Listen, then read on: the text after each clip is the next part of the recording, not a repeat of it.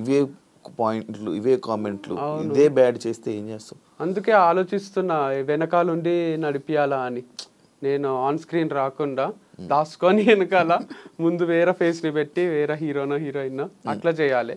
లేదా ఇదంతా వద్దు అనుకొని వేరే ఏదైనా జాబ్ చేయొచ్చు, లేదా ఇంకో వ్యవసాయం కనపడకుండా చేయొచ్చు. అంటే జాబ్ అంటే ఫ్లెక్సిబుల్ గా మనకు తగ్గట్టు ఏదన్నా నెలకు 5 లక్షలు ఇచ్చిండ్రు అనుకోండి, 8 గంటల జాబ్ ఉంది అనుకోండి, చేయగలను. అంటే అప్పులు తీర్చేంత వరకు చేసేస్తా. సో అది ఒక 2 years చేసి అప్పులన్నీ తీర్చి తర్వాత ఏదైనా స్టార్ట్ చేసుకుంటా. నెలకు 5 లక్షలు 2 years పని చేయాలి, అప్పుడు తీర్చదు అప్పు. అందుకంటే 60 లక్షలు దాంట్లో ఒక 10 లక్షలు నా ఖర్చులు పోయినా ₹1 కోటి అప్పు అనేది తీరిపోతుంది. ₹1 కోటి ఉంది అప్పు ఆల్మోస్ట్ ఉంది. సో 50 లక్షలు వరకు ఒక్క ఇన్వెస్టర్కే ఉంది. ఇంకా కూడా లక్షలు ఉన్నాయి వేరే వాళ్ళకు. బాగానే అయినాయి కానీ ఏమో దీని వల్ల ఏమైనా వచ్చే ఉన్నాయి ఇప్పుడు ఈ సేల్? ఏం లేవు, చిల్లర పైసలు రావడమే. ఓనర్ ఒకటి ఏమైనా అడ్వాన్స్ తిరిగిస్తే అది హెల్ప్ అవుతుంది. 6 నెలలు అడ్వాన్స్ ఉంది వాళ్ళ దగ్గర. 1 నెల నేను ఇయ్యలేదు, ఇంకో 5 నెలలు ఉంది. వాళ్ళు కూడా ఏమో అంటున్నారు, చూడాలి. మరి 5 నెలలు ఉన్నది అంటే నడిపించాల్సింది ఒక 5 నెలలు అలాగా. అట్లా ఒప్పుకుంటలేరు, ఇయ్యో నడిపియో అంటున్నారు. ఇప్పుడు మనం అమౌంట్ పే చేసి కరెంట్ మంత్ది కూడా నడిపియమంటున్నారు. 5 నెలలు ఉంది కానీ నడిపించుకుంటాము అంటే అట్లా ఒప్పుకుంటలేరు. మీ పేరెంట్స్ లైక్ డౌట్ జనరల్గా లైక్ ఇప్పుడు మీ పర్సనల్ లైఫ్లోనే ఫెయిల్ అయ్యి మళ్ళీ ప్రొఫెషనల్ ఇలా ఫెయిల్ అయ్యి ఇలా మీ ఫ్యామిలీ మెంబర్స్ కానీ మీ పేరెంట్స్ కానీ ఏం రియాక్ట్ అవుతున్నారు, ఏమంటున్నారు అని? అంటే it's not over until it's over. వాళ్ళకు కూడా తెలుసు వంశీ చాలా strong character, hill bounce back strongly అని అందరూ నమ్ముతున్నారు, జనాలు కూడా నమ్ముతున్నారు. ఎందుకంటే ఒక చాప్టర్ ఎండ్ అయింది. బుక్ అంటే ఒక చాప్టర్ కాదు కదా, 100 చాప్టర్లు ఉంటాయి. దాంట్లో ఒక చాప్టర్ ఎండ్ అయితే ఎండ్ కాదు కదా.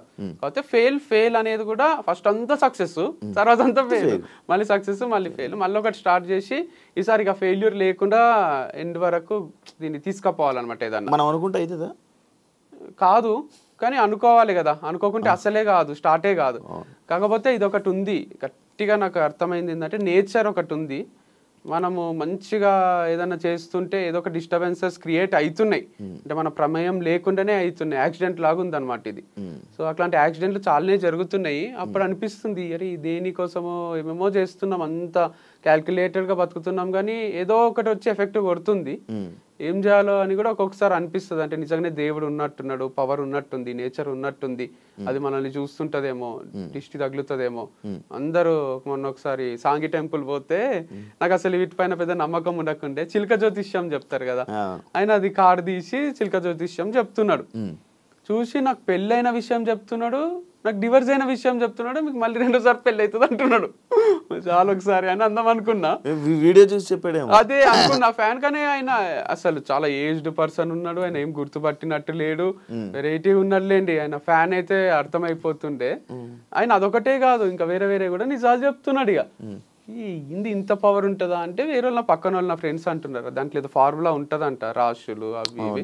సరే అది పోని మహాబలేశ్వర్ పోయినా, ఆడ చెయ్యి చూసి ఆయన నాకు ఎవరి వల్ల ప్రాబ్లమ్స్ వస్తాయి, ఏమైతుంది, నీ దగ్గర అందరు డబ్బులు ఉన్నాయి అనుకుంటారు కానీ నీ దగ్గర లేవు అని north Indian palmist same Prabhas లాగా చెయ్యి చూసి మొత్తం చెప్తున్నాడు. ఇట్లా కళ్ళ కట్టినట్టు నువ్వు మనసులో ఒక నంబర్ అనుకో, నువ్వు మీ అమ్మ పేరు అనుకో, ఏ నంబర్ అనుకున్నావు నేను చెప్తా అని నేను మనసులో అనుకున్న నంబర్ అయినా బయటికి చెప్తున్నాడు.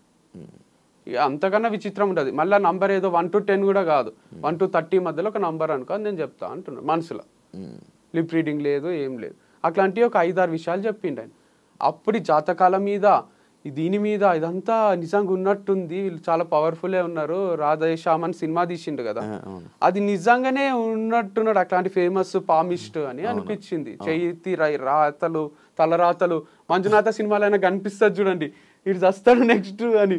అట్లా ఉన్నారు ఆ పవర్ కనుక్కునేటోళ్ళు, ఫ్యూచర్ ప్రెడిక్ట్ చేసేటోళ్ళు ఉన్నారు అనమాట. పాస్ట్ చెప్తున్నారు, ఫ్యూచర్ చెప్తున్నారు వాళ్ళు. నీకు రాధేశ్యామ్ సినిమా నచ్చుతుందా? కొంచెం నచ్చింది, ఎండింగ్ అదంతా కూడా నాకు బాగా అనిపించింది. ఫ్లాప్ అయింది కానీ ఫ్లాప్ అయింది కానీ సమాజం యాక్సెప్ట్ చేయదు మనకి సినిమా నచ్చిందంటే, యాక్సెప్ట్ చేయదు. కాకపోతే అది కొంచెం క్రియేటివ్ అనిపించింది. జిల్లు డైరెక్టర్ కదా రాధాకృష్ణ. కర్మ నమ్ముతావా? ఇప్పుడు నమ్ముతున్నా, నా కర్మ నమ్మాల్సి వస్తుంది. ఏం చేయాలన్నా కూడా ఇంతకన్నా వర్స్ట్ కర్మ వనకన్నా ఉంటుందా అనిపిస్తుంది ఒక్కొక్కసారి. ఏం చేసినా ఎటు నుంచి చేసినా ఏదో ఒకటి సక్సెస్ అవుదాం అనుకున్నా ఎటు నుంచి ఒక దగ్గర నుంచి ఏదో ఒకటి వస్తుంది, గివప్ ఇయ్యాల్సే వస్తుంది. గివప్ కూడా ఇయ్యరాదు అని పోరాడుతున్నా, కానీ దానివల్ల పైసలు ఖర్చు అవుతున్నాయి తప్ప ఇంకేం వచ్చేది లేదు.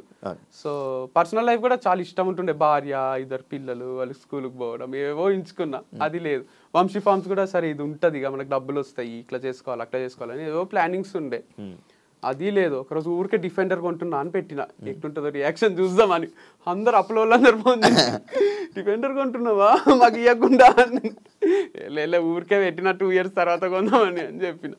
వేరే వాళ్ళు కూడా అనుకున్నారు, బ్రాండ్ అంబాసిడర్స్ వాళ్ళు వీళ్ళు కూడా కొనేస్తున్నారు ఆంటీ, బాగా వస్తున్నట్టున్నాయి సేల్స్ మా వల్ల అనుకున్నారు, కానీ అక్కడ ఏం వస్తలేవు అసలు. సరదా టెస్ట్ వేసావా? ఊరికే ఇట్లా రియాక్ట్ అయితే సమాజం చూద్దామని వేస్తే దానికి వీడు మా పైసలు తీసుకొని డిఫెండర్ కొంటాడు అని ఫీల్ అయినట్టున్నారు.